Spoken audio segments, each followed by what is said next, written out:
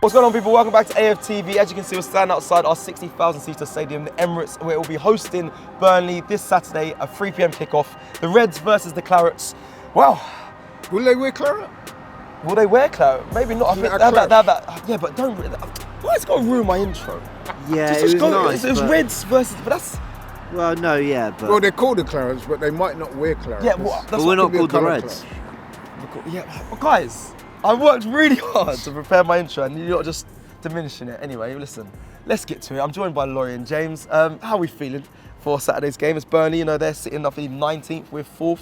James, how are you feeling ahead of this game? Not a lot, really. I mean... I get it.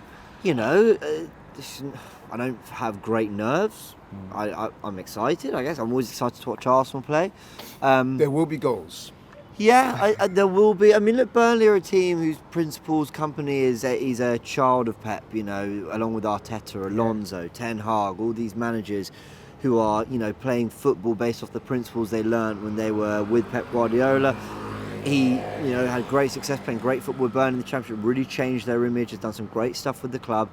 It's not happening for him in the Premier League, though. Let's call it as it is. I think the 1 win and 1 draw, 4 points. It's not looking good. Have they got some players that seem talented, who have flair, who've got, they're somewhat exciting, I guess. But the thing is that clubs have this season been going, that's nice, and then just cutting this right through. So, that's a great I hope Arsenal do the same. I hope Arsenal. Laurie, how are you saying, James mentioned actually, it's like a Man City link-up, company versus Mikel Arteta. Both come from the school of Pep, but Arteta seems like he's been getting it right here at Arsenal. Company has got it right, like James mentioned in the Championship, but here just hasn't been working for him. Yeah, I mean, listen, we all expect Arsenal to get the 3 points. Let's be honest. Let's not kill around. This should be light work. Well, should be. There's many. We're going to get to injuries at some point in this preview, but there's a lot of injuries. Not saying that we shouldn't be able to dispatch with Burnley, but there might be a cause of concern there. Nah? Really? I'm trying to give them a bit. I'm trying to give Burnley a bit. No, we could sit here and we can try and be diplomatic and not be arrogant, and I get that. Listen, hey, it is what it is. It's sport. Upsets do happen. However, I fully expect Arsenal to beat Burnley and beat them fairly comfortably. Well, let's sorry to cut you. Let's try and explore why and how this could go wrong. So, I want you to go on to that, but just for both of you, will Burnley cause more problems than Sevilla did in the week? Yeah, maybe, because Sevilla had one shot and it came in the 70th minute. They did nothing. Sheffield United, I don't think, did anything. It's not even raining, but one drop on my glasses. Yeah. There you go. Look, with Burnley, there's something about... They lost 3-0 on the opening day against City, and I thought... But they created openings. Yeah. They played a bit of football, and I thought, you look all right here. And I'm actually surprised they've not pulled together a few more wins this season. They went 1-0 up against Chelsea. They just turned up. And cloud out of nowhere. So, you know what, let's just carry on the preview like this. Yep. As my glasses fall off. And also, just to back your point as well, them against Crystal Palace, I know they lost 2-0. If you look at the scoreline, it doesn't tell the story. I think they were really good against Palace. I think, the scoreline I didn't watch the game, so I'll take your word for that. Yeah. But, they had moments against City, though, lost. They took the lead against Tottenham. They took the lead against Chelsea. And let me say one thing about Arsenal. Tottenham and Chelsea went 1-0 down in those games away from home. Yep. And they, I think, are still young, youthful teams that are kind of playing quite authentic attacking football, very kind of instinctive. Arsenal have looked more structured, more rigid this season, worried more about their defending. If we do Bournemouth last season, 1-0 down inside a minute, 1-0 down inside a minute against Fulham, we've done that. Southampton again. Southampton were no different to Burnley last season in that route at the bottom of the table, relegated very early. They couldn't buy a win, although they were a better side, I think, probably. Yeah. Arsenal have this real trauma against teams where they go down early and struggle to find a way back into it. That is the way. If Burnley come out really spirited and we make a mistake, that is the only way I see us really kind of slogging it out throughout the 90 minutes. But if we keep focused, we settle well in the first 10, I expect it to be comfortable. And you, Lloyd, I pretty much agree with that. I mean, harking back to what we were saying earlier, I don't expect Burnley to come here and park the bus, because Vincent Kompany's been very vocal that he's going to be true to his beliefs and try and play football. So I don't expect him to change that. That might get him the sack though, you know. Well, yeah, that's on him, isn't it? Ultimately, that's on him. Can I jump in? I don't think it will. Sean Dyche was relegated with Burnley once. They kept him, he got them back up, and they as a club recognised that he might not have been ready for what he got them to, but he was the guy who got them there in the first place. I think there's a chance that they stick with Company if he gets relegated. They would trust him to get them back up and hope that he does what Dyche did, which is come back with more experience, a more established squad, and actually be able to build on that first promotion. It's a good counter. Yeah, I mean, listen, Vincent Kompany's been very vocal, as I've said. He wants to stick to his beliefs. He's going to try and play football, and I expect him to do that here. The problem is though, he's coming up against a team that can do that way better than his team. Yeah. And I always think that you should know your limitations in not just sport, but in life as well. So I don't think that's the best policy, but hey, if he wants to go with that, then fine. But I do think that will play into our hands, and I fully expect that we will win. What I would say though, and I got some stick for this yesterday, I noticed in the fan cam, some of the comments. I do expect Burnley to be better than Sevilla were. Wow. Yeah, I do, because I thought Sevilla were awful. Okay. No, but they were. One shot on goal in the 95th minute. Since I've been to the office, he's mentioned how bad they were about 6 times. The whole watch long, he just sat there so gutted. They were shocking. Yeah. That's the 7th. And we should have scored more goals against them. I guess we're going to talk about predictions. We are going to get to predictions, but I do want to actually just look at our head-to-head because it does. I think it tells a story. Arsenal versus Burnley. In 23rd of January in 2022, we drew to them 0-0. Remember that one. The 18th of September, 1-0. I believe that's Martin Odegaard. I don't know if that was Odegaard free kick or if that was the later one. No, yeah, that was the Odegaard free kick at their place in 2021. 6th of March, we drew 1-1 to them. And then the 13th of December 2020, we lost 1-0. And then in 2020, again in February, we drew 0-0 to Burnley. There's no score that says 2-1. 3-1, 4-1 Arsenal, 4-0, 2. We haven't beaten them in the last 2 games of the Emirates, have we? No, sir. And we But let's be honest. Different side with a different philosophy and a different manager, and very different totally players. different circumstances. And But there's something to take from that though. If I look at that, listen, I expect us to win, but you've got to. I hope we'll probably change the narrative when it comes to Saturday, but it just still means got a good Arsenal record. Don't take the piss. Yeah, just don't take the piss. That's all. Don't be focused, defend well, switched on for 90 minutes, be brave in front of goal. By brave, I mean take those shots, have a go, try that through ball. And there are players that we're going to talk about in the Predict 11 that for me don't merit places in the squad because I think there are others that are looking a little braver, looking like they want to make a little bit more happen. I think those players, they're about to go into an international break, and I don't want to forecast too much, look ahead too much, but I think we've had a quietly nasty run this season. Really? I think it's gone under the radar. Jeez, a lot of people were saying the complete opposite. I know. When you say nasty, define that.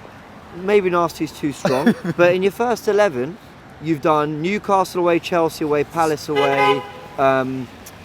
Newcastle away, Chelsea away, Palace away. Yep. There was another one away ground, Everton away. All in your first 11, as well as City at home, United at home, Tottenham at home. City, United, Tottenham, yeah. That's 7 I've just listed of your first 11. Where with every one I've gone, ooh, they're not ideal. You expect to win a lot of them, but they're not, And I think, I'm not saying we've had an impossible run. It's been difficult. Like those harder games, like City and Tottenham have been at home. Yeah. So I acknowledge that too. Newcastle been away. But I just think there's an opportunity here to actually build up a little bit of momentum. We haven't won, I don't believe, 3 games in a row in the Premier League this season. Ooh. Also, we've got an opportunity to do that now. We should comment on the fact that last time we were at home in the Premier League was against Sheffield United. Yep. And we were very convincing against them. Yeah, we were.